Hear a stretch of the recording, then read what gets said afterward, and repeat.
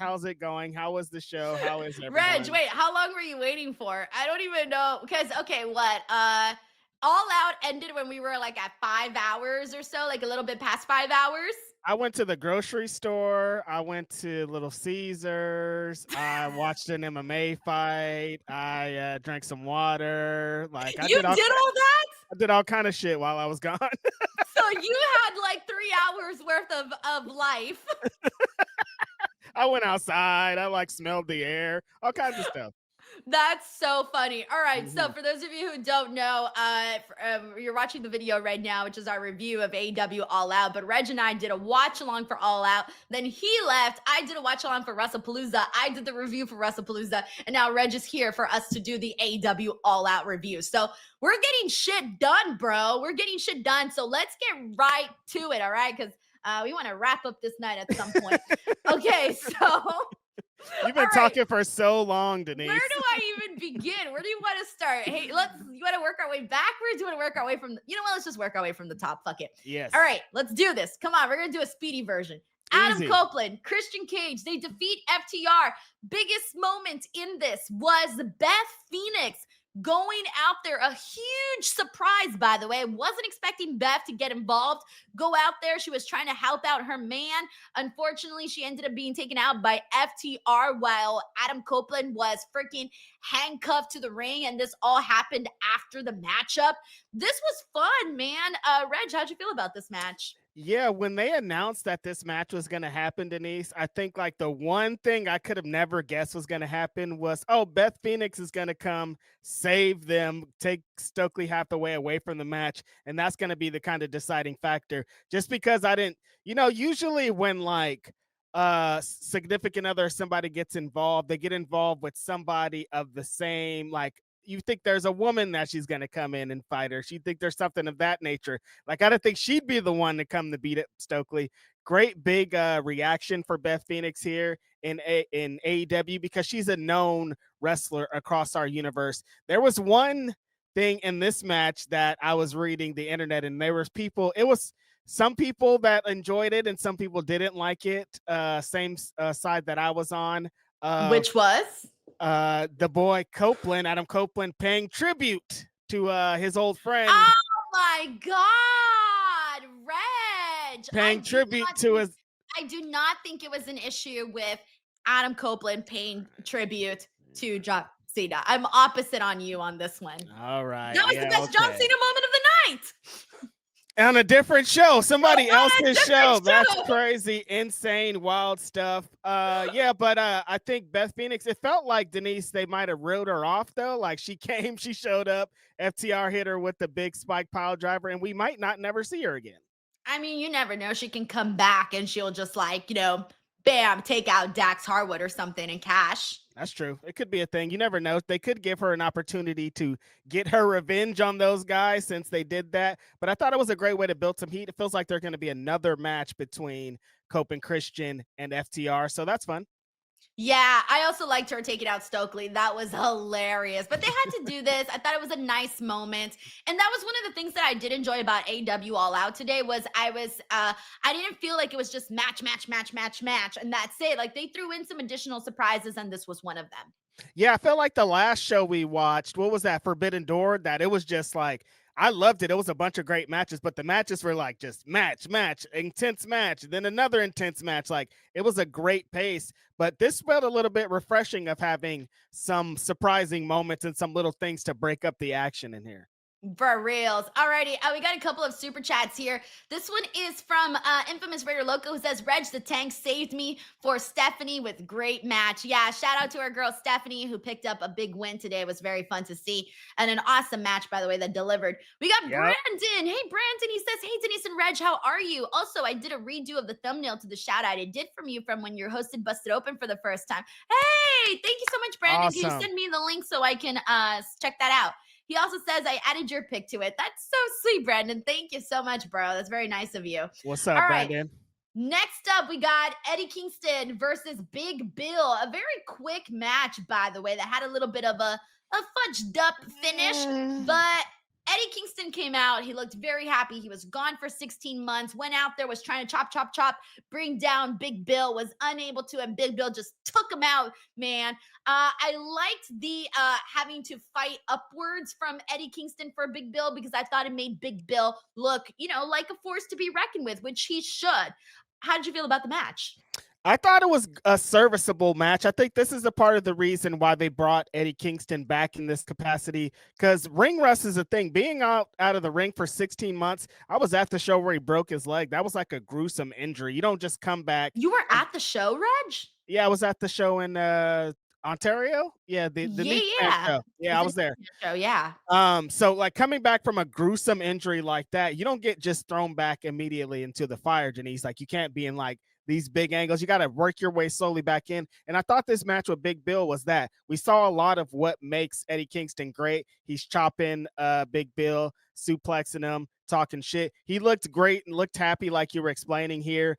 Felt good to be back. It felt like when he is put into those angles, he is put into those bigger positions, it's going to be refreshing for the brand because they've missed a voice, an energy of somebody like Eddie Kingston. The finish was a little bit, wasn't the greatest, and the camera angle didn't catch it. They probably should have ran it back, but there was a lot of nerves, a lot of things going on. You got to hit your times, you got to hit your marks. So I thought it was fine. Hook went out there, helped him out afterwards. Are you Yeah. surprised by that pairing? Yeah, Hook did a promo on Dynamite a few weeks ago where he was saying essentially that he had friends, Denise, and I was like, I don't know, like what friends does Who this are his guy got? Like, friends? We thought exactly, he was a loner. who are his friends is exactly the question that I had. And so I was kind of surprised to see it here, but it makes sense. They got the New York connection. I think Hook, you were asking why he always needs a friend. He needs some guidance. He needs somebody to show him the ropes. And I think having a mentor or somebody to follow along with, like Eddie Kingston, right after Samoa Joe, is going to be good for him. We got Brandon here who says, "Where should I send the link to?" Oh, just send it to me on Twitter. Thank you, Brandon. All right.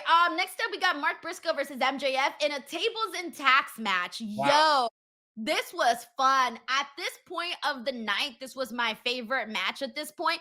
It was bloody, it was gruesome. They had thumbtacks everywhere. It looked like sands. That's how much thumbtacks they had. And they had it all over their shoes, on their backs. They got swung on it. You name it. Mark Briscoe had it in the back of his head. MJF had some in the back of his head and his curls and everything. It was hella messy, but dude, this match was so much fun. Mark Briscoe getting the win felt like the right call because you know what? Mark Briscoe felt disrespected by MJF for a long time. So him getting the win was getting his revenge on the bad guy. Yeah, I think that this win for Mark Briscoe was needed with how MJF talked about him throughout, talked about his brother, talked about his family, just kind of continuously antagonized him on the way up. Mark Briscoe did a promo kind of previewing this match and being like, there's going to be a lot of thumbtacks. When he said that in the promo, I was like, yeah, all right. I've seen a lot of thumbtacks in wrestling. I don't believe you. This was a lot of thumbtacks, you guys. They were covering the ring. The whole mat was filled with it. Both guys' boots were covered in thumbtacks, their backs. The bumps that they took, that Alabama slam that Mark Briscoe took was just like taking an Alabama slam in a regular ring hurts. There's whiplashes, all these things. Imagine there being 100 thumbtacks that go into your body. They're in Mark Briscoe's head. MJF in his white pants.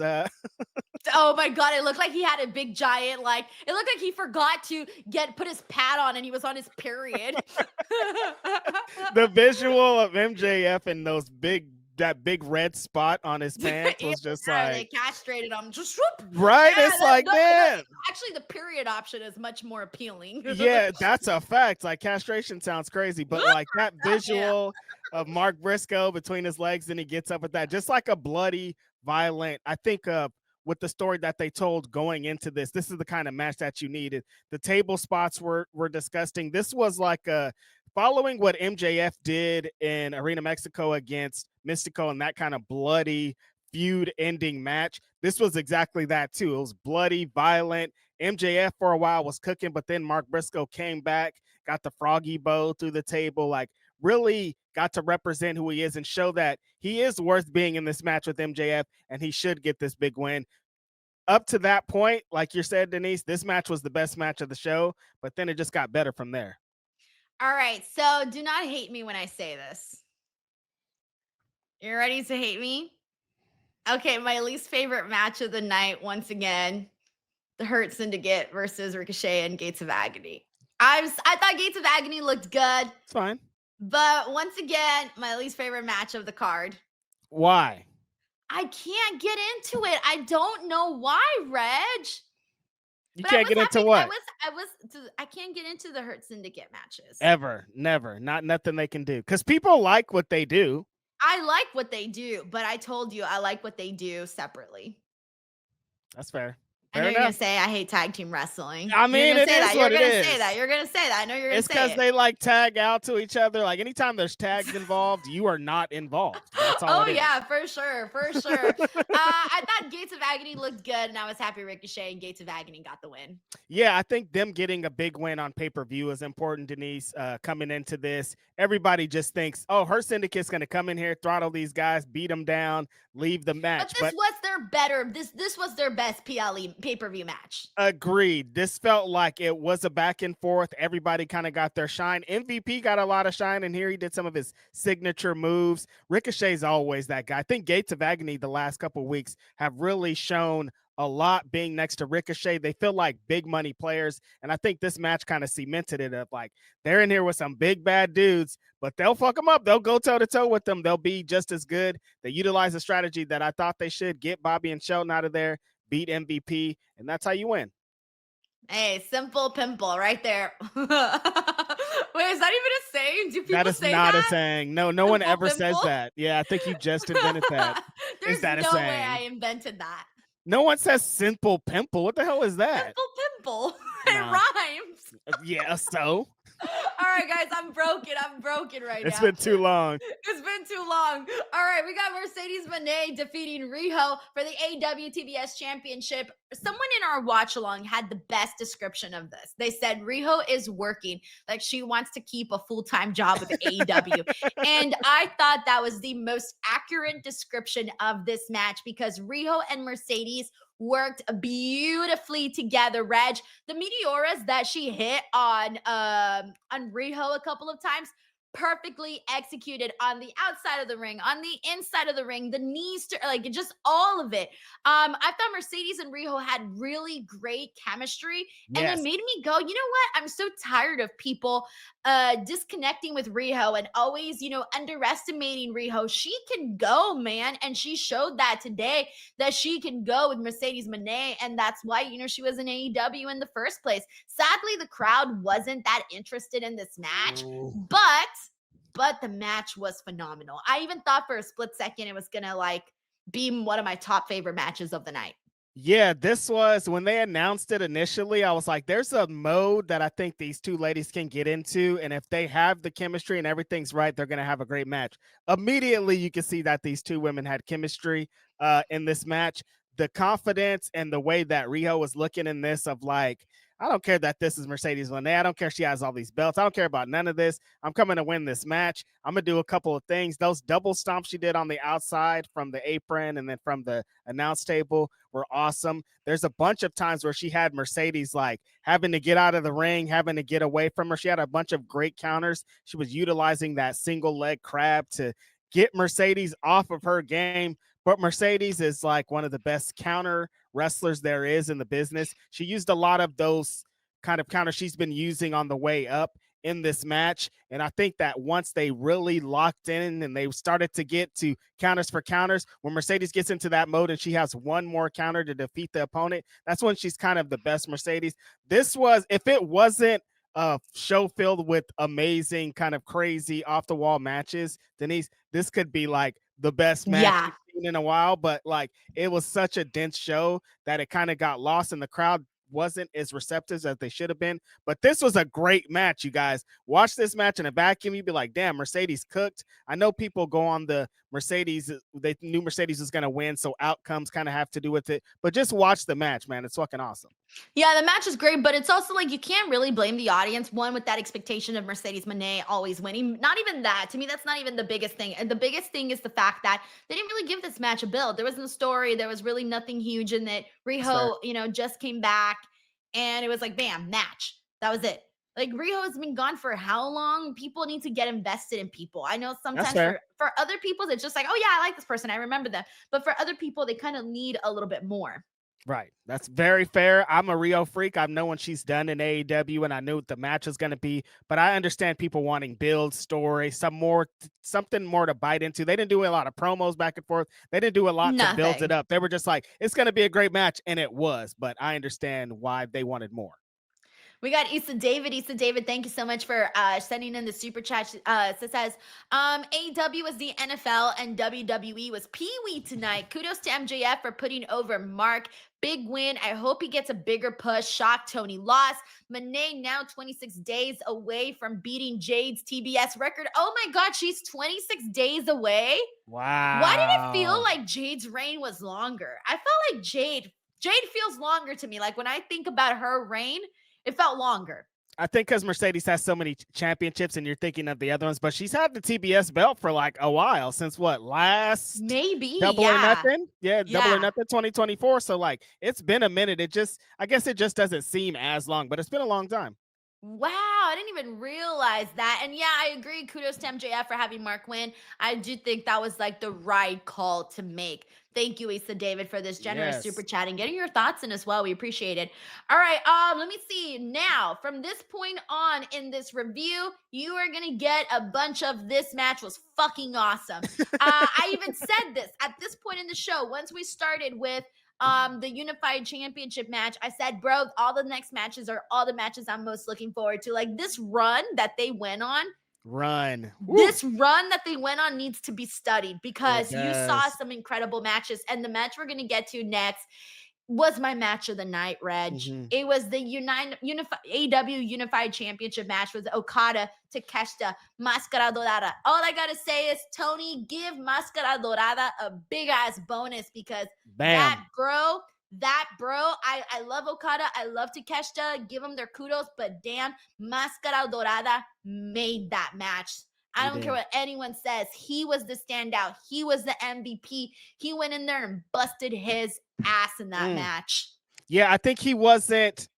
I don't want to say he wasn't supposed to be here, but like the story going into this match was Takeshita and Okada have had this brewing something match or some kind of showdown for a long time, and we want to see what these guys do when they're in a match together. And Takeshita could potentially win. Most of the talk going into this was what the finish is going to be. We weren't even thinking about Dorada. Actually, I was thinking about while the match was happening this week. Denise, on Wednesday, you wanted Beast Mortos to win this match. Like Right, right. I you was didn't like, even want oh, him to be here. I'm cool with them, but I want to be Mortos. Literally, yeah. Like this could have been a completely different match with a completely different outcome. But Dorada came and totally lit this up. He was the MVP of the entire show, not just this match, the entire show. The things he was doing in this match were blowing people away. This was expert level lucha libre. Like you see lucha guys have runs, come in, do spots and hit them and they look great. This was like everything was perfect. He couldn't fail. Everything he hit looked perfect, looked amazing, looked like he'd been doing this for 500 years, looked like he's the best luchador on the planet in this match. The way that he kind of changed what the energy and what the pacing of this match was going to be with this flying around and getting people off guard. Okada and Takeshita are trying to knock each other's heads off. They're trying to kill each other. They're trying to do these things. Here comes Dorada off the top rope. Here comes Dorada over the ropes, like just doing these amazing things. Like there were so many amazing matches and moments that happened in this, but I left the show thinking, oh my God, I know him. And I was like, oh my God, he like blew my mind and blew everybody's mind and did something that not a lot of people can do in a show that had a lot of amazing wrestling. He fucking tore it up. The other two guys are great too. The spots where they finally locked in like that. When he reversed the Rainmaker into the goddamn the move. I can't think right now because I've been watching a lot of wrestling right now. When he reversed the shit into his and they were locked into that and he almost won the match, but Okada does what he does, start knocking in those drop kicks. This was a really great match. This is why it was the match of the night. Yeah, it was freaking awesome, man. And it went the way that we expected with Okada retaining. I almost didn't want this match to end. It was just very, very enjoyable. I gotta make Wish it sure was to shout longer. this out. when it comes to like year-end top matches. Legit, all of those dudes killed it. All Triple right, threats. John Moxley and Darby Allin in a coffin match. The big thing that happened here was God, lots of violence, of course. John Moxley gets the win. I know. I was so appalled that John Moxley won this coffin match. But here's the thing, he had the help of Pac, who no one recognized, by the way. But Reg, you thought it was Wade Barrett, and it really did look like him. And then who did I say I thought it was? I thought it was, I don't even remember who I thought it was. I did not recognize Pac at all with that short hair. So he came in there, helped. It was essentially 6-on-1 in this matchup. And Darby had this match won at some point because he was suffocating John Moxley with the bag the way that he had done to Bryan Danielson, and it was given to him by Bryan Danielson. But it wasn't enough because it was essentially 6-on-1, and Darby gets put in a body bag, put in the casket, and he loses this match. But afterwards, Darby ended up setting John Moxley on fire backstage. And that shit was badass, man. Reg, how'd you feel about all of this? I ended up watching the clip again of Pac. By the way, Juan was like, Denise said it was Kyle O'Reilly. Yeah, because I just saw the back of his head, and the back of his head looked like Kyle O'Reilly. Yeah, you did think it was Kyle O'Reilly. I was like, wait, no, that's not Kyle O'Reilly. That can't be. When I watched the clip again, and when he slides in, he does look like Wade Barrett. I'm like, wait, why is Wade Barrett? That doesn't make sense either. Like, it did make sense. And then when they switch the camera, and you're like, oh, yeah, that's Pac. New haircut, looking good, looking mean. I liked all that going into that. I'm loving the new flavor of Death Riders. Denise, you wish, you're a hater. With the addition of Daniel Garcia, I think that spots have been great. Pac being back is amazing. I think John Moxley in this match was cool. But seeing Darby Allin back, Denise, the spots that he took in this match, the thing that Pac when Pac threw him into the coffin. Yeah, that was crazy. Awesome bombed him out of the ring on top of a coffin. Disgusting. That damn Death Rider that Mox did in the ring on top of the coffin. Nasty. There was a bunch of spots in this match that it's like nobody does it like Darby. One, because they want their body to be normal for the rest of their lives, and just because they can't produce, they can't move as fast as he can, they can't be in positions like he can. Like when he came darting through the ropes and hit Moxley, and they both went into the casket. It's like, who else could do this with this type of magic? Him not having any friends was unfortunate, Denise. Like him getting beat up by the whole Death Riders. I like the added element of Bryan Danielson being kind of a sicko, helping him with the bag, really cheering him on from the side, being like, kill him with the bag, like do all the things, do what he would do to you before he can. Darby ended up not getting the victory, but the visual of him later setting John Moxley on fire, amazing. Yeah, that was so much fun, man. I don't even know what to get at anymore with this. And God, it was enjoyable. It was enjoyable. I'm trying to think, did I miss anything else that I wanted to say about that match? Oh, yeah. It was like 2 seconds into the match, and we got like a coffin drop right off the barricade area. Like, that's wild when you think about that. So wild. The forks, a lot of blood. It was a nasty match. Second, maybe first or second bloodiest match of the night. It was pretty gross. We got John Taylor. Hey, John, I thought you were unavailable. He says, did I make it in time for the watch along? Excited to spend the next 8 hours with, backs away slowly. Yes, guys, we have been streaming here for 8 hours and 33 minutes. We've already done a WWE review of WrestlePalooza. Now we're on to the All Out review, and we watched both shows because guess what? You can watch it all. Don't say Thank we. You, John. Oh no! Well, I'm not talking about you, Reg. Good day. You're not included in this. Good day. I can watch it all, okay? Because fuck tribalism. You heard me, Reg. You heard me. Meow. Yeah, all right. All right, you're part of the problem, not the solution. Look at tribalistic shit. Meow. Yeah, all right. All right. Let's see what else we got here. All right, next up, we got a big surprising moment with AEW Women's World Championship match. The 4-way Chris Statlander OG made history tonight as the first ever woman to be both the TBS champion and AEW Women's Champion when she defeated Toni Storm in what was a fun match that, again, they were moving. Like, this was fast-paced carousel type of action. And then the moment came with Chris won, I was stunned, Reg. Stunned. Not in a bad way, but I was stunned. That's a good way to have a Pause. One surprise. fucking second, by the way. Lewis, I watch TNA. I cover TNA every freaking Whoa. Thursday, by the way. No, I'm done, all right? I am done taking Aggressive. slack. I am aggressive right now because I've been on the street for 8 hours and 34 minutes and I sit through 2 hours of TNA wrestling. I deserve some credit for that. Look at Reg's face. Look at Reg's face, all right? You know, you Huh. want to sit through 2 hours? I watch NXT, I watch Raw, NXT, AEW, What's happening right TNA, now? PLEs, pay-per-views. I'm going crazy with like, oh yeah, this is PLE. Oh, I'm sorry. No, it's a pay-per-view. Oh, it's a PLE. It's a pay-per-view. I'm breaking Reg. Thank you, Lewis. Is everything Lewis is okay? never coming back. He's like, all right, I'm done with Denise. She's crazy. I officially Eh, snapped. yeah, it's like, is everything okay over there? Elijah Bomb says, Yeah. pipe bomb. Here's my pet peeve though, is that everyone pretends like they watch TNA. I actually do sit there and watch TNA. Okay, there, I'm done. Oh, back to the match we were talking about. I don't know what happened here.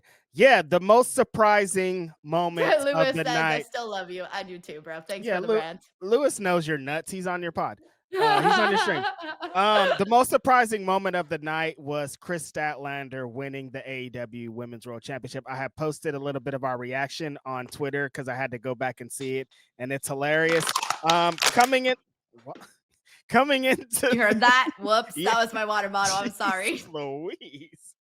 Coming into this, I don't think one person in the world like seriously was like Chris Statlander's gonna win. That's gonna be the way. Like I had kind of been like maybe Jamie Hayter can do it if some kind of miracle happened, but nobody came in here expecting Chris Statlander to do it, and that's what made the victory so amazing. Before the victory, though, like Denise was describing, this was one of the most fast-paced women four ways I've ever seen. No woman could breathe for 1 second before they're getting attacked. They hit a move, then they're getting the move hit on them. They go out, turn right, they're getting hit. They turn left, they're getting hit. It's just everybody going 1,000 miles per hour. I love the pacing of this. I love everyone was trying to win the championship. But the story of the match was Toni Storm has been locked into all of these different stories with all these different women. Everybody's been coming at her. She's been doing this. She's been acting. She's been being a character, all this stuff. And she's been kind of not ignoring, but looking past her potential opponents. And I think that they used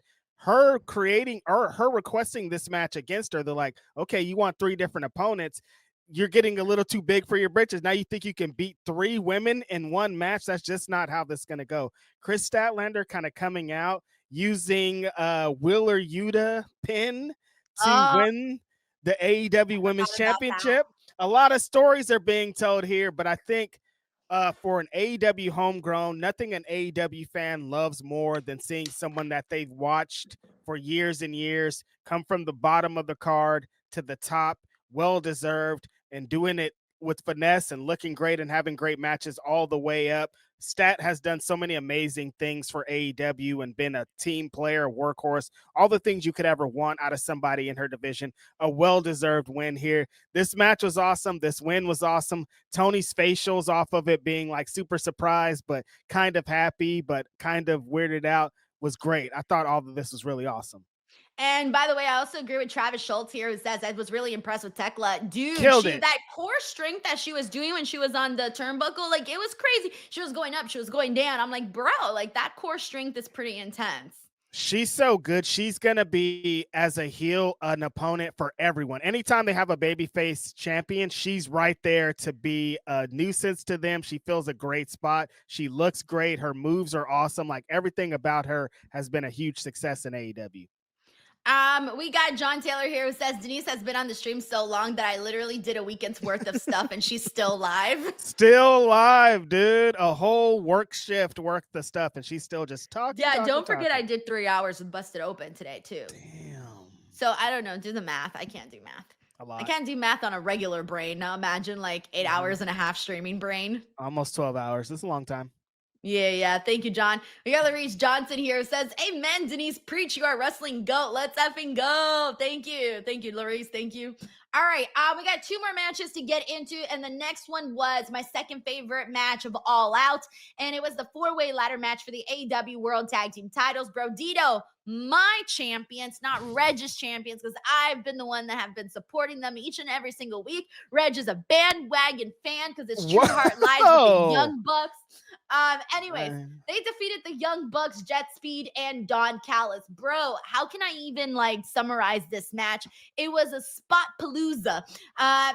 Every single guy at one point went into a ladder back first that was set up on the corner. Jesus, I'm trying to remember everything that happened. Oh, that crazy spot with freaking Echisetto and Speedball Mike Bailey when Speedball did the freaking knees right into the chest or even the head, actually. Never mind. It was like his head of Echisetto while on the ladders that were set up there. God, Kevin Knight getting thrown into the tables after being lifted. Yeah. Matt and Nick Jackson flying everywhere doing their normal routine. Bandito, Brondito. I mean, Reg, I can't even remember everything that happened in this match. Yeah, there was that one spot where they had tables set up all around the ring. I think Nick Jackson hit a swanton, Matt Jackson hit a big elbow, Kevin Knight hit the big splash, and then Brody King absolutely demolished Speedball Mike Bailey with the Fire Thunder driver through a ladder onto the floor. Brody King got taken out on that same ladder with the swanton from Nick Jackson. Nick Jackson did one of his famous, infamous spots where you try to push him off the top of a ladder. He springboards off the top rope, flips to the outside onto his opponents. This was spot food personified, everything you could ever want out of a crazy wrestling match with dangerous ladder spots, dangerous table spots, dangerous stuff all around. There's people flying. Mike Bailey's doing flips. Kevin Knight's all over the place. This was everybody getting their shit in. Brodito, Bandito looks like a big star as he has for multiple matches. Brody King looks like, I mean, when this team inevitably breaks up because they have to, because they're such big stars, Brody King needs a big push, but he's been so great. They both do, though, Reg. They both do. Bandito is unspoken. Like you don't even say he needs to get a big push. He's getting a big push. Look at him. He's amazing. But I think he's doing amazing, but is he getting a push like fucking, he's not like Kyle Fletcher or Hangman Page kind of status. No, he That's should what be, we mean by like he should be up there with those types of guys. I agree. I think the things that he's done this year has shown that they retain the championships because what they've been doing as champions in this division has reinvigorated this division. It has made people care about tag team wrestling in this company. What this company was built off again, and them at the top of it has been so important. This was dangerous. This is scary. This is fun. This is spots. This is all the things you could want from a four-way ladder match. It was amazing. It's also got to go in one of my top lists for matches of the year. Like, it's crazy. Definitely. Alrighty. And last but not least, Hangman Adam Page and Kyle Fletcher. We all knew that Hangman was going to win this. There was one point where I thought, man, wouldn't it be crazy if Kyle just pinned Hangman? Kyle was a champion here. He wrestled like a champion. I was expecting this, and I'm so happy he delivered. What was it? Deadeye into the table. Insane. Killed him. Insane. I mean, the counters, the back and forths, the reversals in this was stupendous, Reg. The work that they did here, I just got to say it was championship level. This was a main event for your AEW World Championship. Yeah, I didn't know how you could follow off seeing this ladder match, seeing the thumbtack, seeing all the kind of plunder and crazy spots we had seen leading into this match. How do you follow all that with just a regular match with two guys? This is how you do it. You have the hero heavyweight champion, Hangman Adam Page. He's coming in with a lot of fanfare, looking great. But then against him, you have this looks like an unbeatable young powerful monster that's trying everything in his power to end Hangman Adam Page. Him continuously utilizing that corner boot kick thing that he uses that looks absolutely disgusting. He hit like 6, 7, 8 of those on Hangman, the front, back of his neck, just really beating him up. That brainbuster he hit on the outside through the timekeeper's table where he came up with the bloody back. I thought that could have been the end for it. But then Hangman came back with, like you said, the dead eye on the outside, dropped Kyle Fletcher right on his head from a very, very high height, looked dangerous. Then he hit another one from the second rope in the ring. Same kind of disgusting results. I think Kyle Fletcher came out of this looking like a top star. He's had a bunch of these matches leading into this. Ospreay really showed us this guy's going to be a main eventer. But this showed like if he would have won the world title here, we would have been like, yes, this is great. And he would have been a great world champion. I think he has everything. He has all the tools. He looks amazing. He wrestles like a 2025 wrestler. He's like everything AEW could want in the future. And being kind of thrusted into this spot as the challenger for the new world champion, I think he did everything he needed to do. This is a great way to end the show with just a one-on-one match. Kyle Fletcher has had at least 3 matches that instantly pop up in top of my head this year alone. Revolution steel cage match with Will. Yep. Amazing. Dustin Rhodes, that collision match. Wow. Yeah. Exactly. Crazy. Unreal. Amazing. And this one. And I feel like I'm probably forgetting another one right now, but it's where my brain's at. When I instantly think of Kyle Fletcher this year, this was his year. I can't wait to see what he's going to do 2026. He's that guy. And I'm so happy because we've been saying that every week, Reg. Yeah, I mean, it was the perfect timing with thinking of this show didn't have Swerve on it. This show didn't have Ospreay on it. This show didn't have Kenny Omega on it. There's some big stars that are missing from this. And when you need somebody to step up and Kyle Fletcher steps up like that, he's somebody you're going to depend on. He's somebody that's going to be in more main events just because of what he did today. Exactly. Oh, so I thank you so much to Andy Nerschel. I completely skipped Jack Perry and Luchasaurus. Oh yeah. I know, shit like that sometimes happens. That was another surprise that I wasn't expecting, which was Jack Perry confronting the Young Bucks, and he attacks them that he's about to get a BTE trigger, and then he shows a smiley face because Luchasaurus. They do this really cool video where he's like reviving him. He comes out and they take out the Young Bucks. They hug it out. It was an awesome feel good moment. The crowd is doing the Jungle Boy dance. We get the song, everything. And I don't think he's going to go back to the name Jungle Boy. I think he's still going to be Jack Perry, but he's going to be a babyface Jungle Boy, good vibes. Yeah, I think it needs to be like kind of a mixture of the Jungle Boy stuff and mixture of the Jack Perry stuff. He needs to meet in the middle and really find out what his character is. I thought this is a really fun way to have him return, though. They talked earlier in the night, the conglomeration did a promo, and they were insinuating that Orange Cassidy was going to return. So they're starting this like people that are coming back from injury. We've lost some people, but we're bringing some people back. So to kind of bring Jack Perry back, and people have been talking about Jack Perry, it feels like for months, for some time now, thinking that he's going to return, bringing him back on this show, having him confront the Young Bucks because they've been doing skits on BTE where he's been contacting him.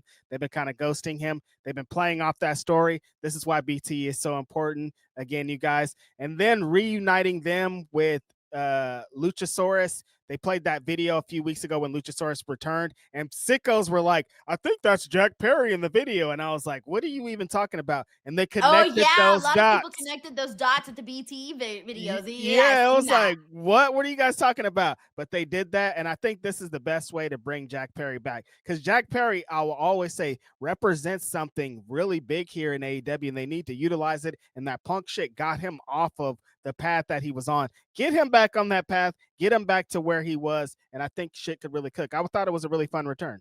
Yeah, which is crazy because you would think that the scapegoat Punk stuff would have worked, but it just didn't end up going the way we thought it would. All right, did I forget anything else, or did I cover? Oh yeah, Orange Cassidy's going to be coming back too. That'll be fun. Yeah. He's always, an amazing person on AEW. I didn't miss anything else, did I? Or is that it? We got everything? I don't think you did. Okay, I'm sorry if we missed anything. I think we got all of AEW as well. Guys, that was AEW. I was about to say AEW WrestlePalooza. No, that was not. That absolutely was not. I was literally about to say that was like AEW. And I stopped there. I was like, we got another super chat from Hassan Batla. Hassan, how are you? He says, I almost thought Jay White was coming out after the match. He still has those 2 pay-per-view wins over Hangman. Hope you guys are taking care of your mental health and don't burn out on all the wrestling. Thank you so much, Hassan, for the support, the appreciation, the kind words. Yes. I can't burn out when the wrestling is good, when the entertainment is good. Exactly. That makes it easier to consume hours worth of pro wrestling, as well as, talk about it afterwards. Yeah, watching some cool wrestling, then disconnecting and watching some not wrestling is a way to not stay burnt out and just, staying on what you like. It makes things easier. Jay White, I still think is some time out. I think the last time they talked about him, they said he's going to be gone for a while. So I wasn't thinking that he was going to show up there. But I am interested to know what's next for the Hangman here in AEW. I know I don't necessarily have a clear answer. I have some ideas. Like Bobby Right. Lashley was one of the names that I threw out. I Yep, would have loved to see Hanger and Jay White. That would have been phenomenal. And then they have worked together definitely. before, actually, right? Yeah. They Yeah, did. yeah. They They had got a a whole bomb. feud story Well, right after Hangman dealt with Swerve. Yeah. I think that match was like not full gear, but yeah, maybe full gear. The one It where was they one of those. he reversed the buckshot lariat into the yeah, that show was So it tight. would have been awesome if we could revisit that. But again, I don't know what the timetable is for him. So Switch I'm blade. wondering if maybe, oh, and then Wardlow's also out. I was going to suggest Oh, Wardlow, but Wardlow's out Wardlow. too, right? Damn. Yeah, he could have definitely had a potential shot moving on here. Somebody from the Don Callis family can maybe move up into there too. I don't know. Right. I'm with you. Thank you so much, Hassan Batla. Alrighty, guys, that is it. We are finitoed over here. I want to thank each and every single person who hung out with us for however long you hung out with us, watch alongs, Crazy. reviews, you name it. I'm going to upload the videos right now. I also wanted one more time, not forget to promote Denise's Pieces. If you guys haven't already, we surpassed Oh, you did it. 5,000. Yeah, we did it.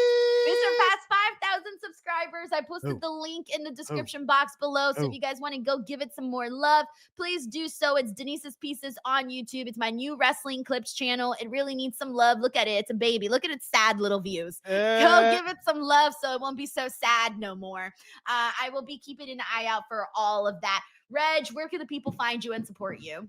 Tomorrow, my show Grapsity will air because we were counter programmed this morning. So definitely catch us at 9 a.m. Pacific. You can catch me every regular Saturday with Philip Lindsay on that. Every Wednesday, I'm on with Denise Salcedo talking about AEW on the AEW Watch Along and Post Show. And I'm on with her Thursdays too on her Patreon. That's it. Oh yeah, a lot of great stuff happening, man. All right. Subscribe to the channel. Thank you guys so much. See you guys. Oh, reaction videos posted on Facebook and Instagram at _Denise Salcedo. Thank you, everybody. Have a wonderful Boom. night. Bye. Boom.